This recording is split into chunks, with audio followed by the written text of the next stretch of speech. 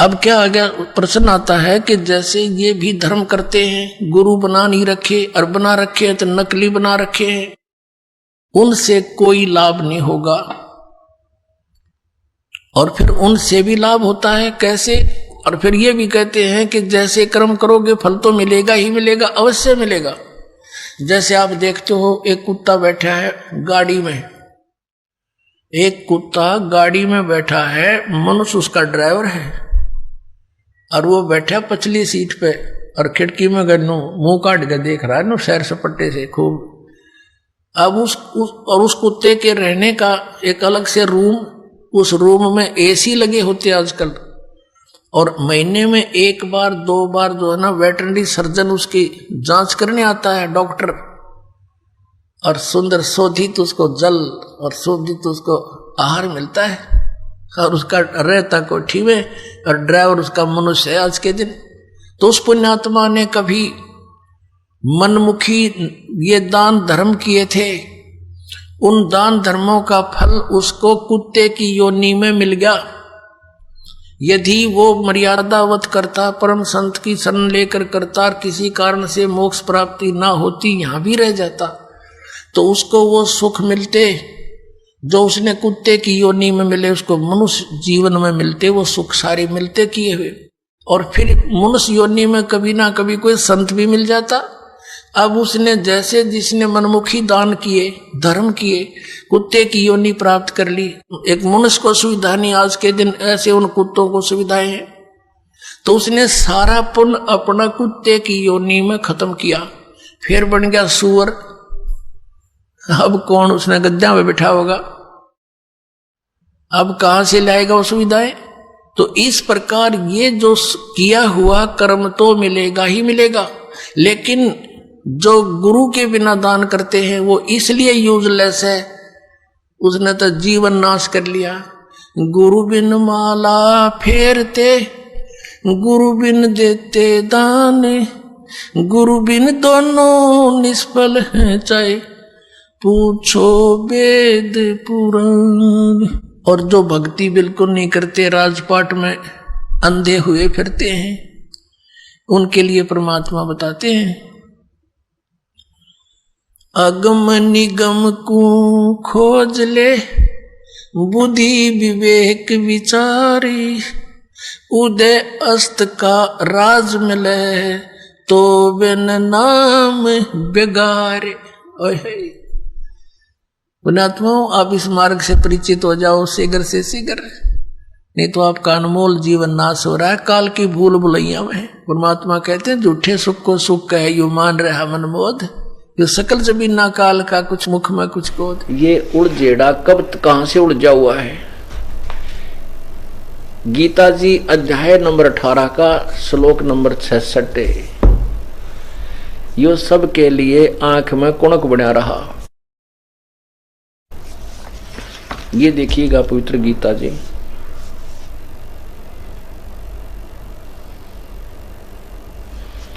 इसमें 18वें अध्याय का 66वां श्लोक,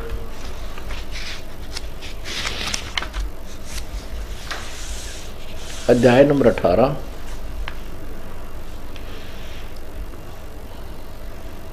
और ये श्लोक नंबर 66।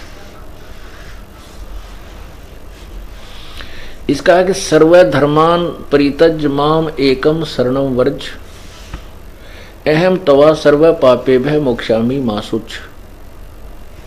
इन्होंने क्या अनुवाद किया कि संपूर्ण धर्मों की अर्थात संपूर्ण कर्तव्य कर्मों को मुझ में त्याग कर तू केवल एक मुझ सर्वशक्तिमान सर्वाधार परमेश्वर की शरण में आ जा। वर्ज माने आजा बता रहा है, लिखा है, मैं तुझे संपूर्ण पापों से मुक्त कर दूंगा, शोक मत कर। अब इन्होंने व्रज का अर्थ आजा किया है, जबकि व्रज का अर्थ जाना होता है। ये देखिएगा संस्कृत शब्दकोश, ये है संस्कृत शब्दकोश, और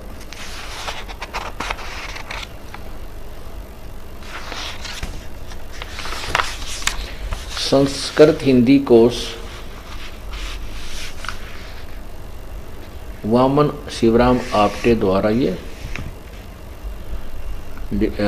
संग्रह किया गया है और मोतीलाल बनारसी दास पब्लिशर्स प्राइवेट लिमिटेड दिल्ली से प्रकाशित छपा है, प्रकाशित हुआ। इसमें देखना 993 पृष्ठ पे ये वरद शब्द है। इसका अर्थ है जाना, चलना, प्रगति करना, यानी चले जाना, विदा होना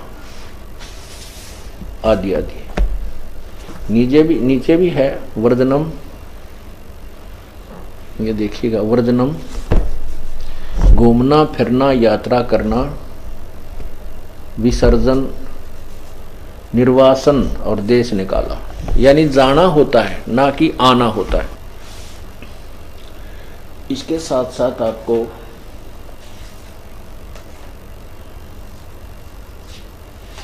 और भी बहुत सी बुक दिखाते हैं जिन्होंने इसका अनुवाद किया है।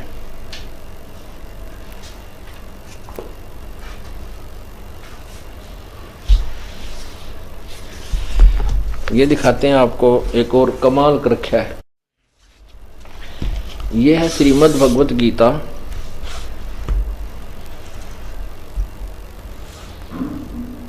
यथारूप, और इनके कौन, ये देखना श्रीमद् गीतोपनिषद, श्रीमद् भगवत गीता यथारूप, संपूर्ण एवं अखंड संस्करण, परिवर्धित एवं परिशोधित। किसके द्वारा अनुवाद किया गया है? कृष्ण कृपा श्री मूर्ति, श्रीमद् एसी भक्ति वेदांत स्वामी प्रभुपाद, संस्थापक आचार्य अंतर्राष्ट्रीय कृष्ण भगवान अमृत संघ, भगवान अमृत संघ, Bhakti Vedanta book trust, Los Angeles, London, Stockholm, Sydney, Hong Kong, Mumbai, यानी यहाँ से ये छपी है।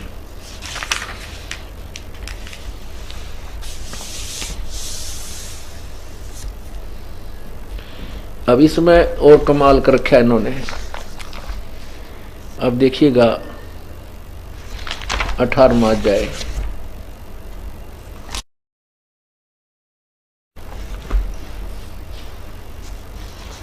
और इसका 66वां श्लोक।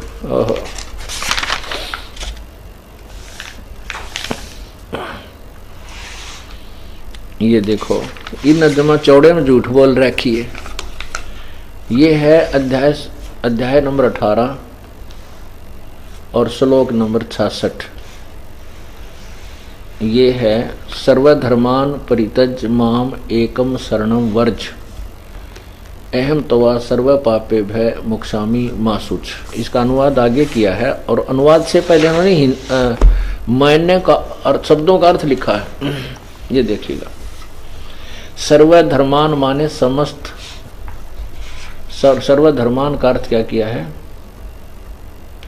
समस्त प्रकार के धर्म, प्रीतिज माने त्याग कर, माम माने मेरी, एकम माने एकमात्र, शरण माने शरण में, वर्ज माने जाओ। ये अनुवाद ये ठीक लिखा है यहाँ पर, शब्द का अर्थ तो बिल्कुल ठीक कर दिया, वर्ज माने जाओ।